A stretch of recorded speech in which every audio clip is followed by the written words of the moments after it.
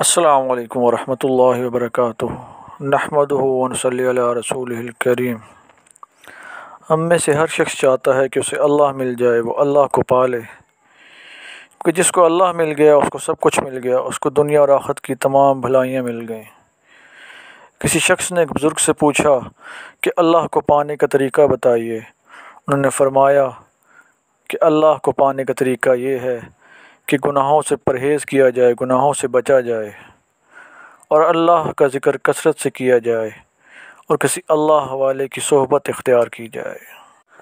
جو شخص ان تین چیزوں کا اہتمام کرے گا، یعنی گناہوں سے بچے گا، پرہیز کرے گا، اور اللہ کا ذکر کثرت سے کرے گا، اور کسی اللہ والے کی صحبت اختیار کرے گا، اسے اللہ مل جائے گا۔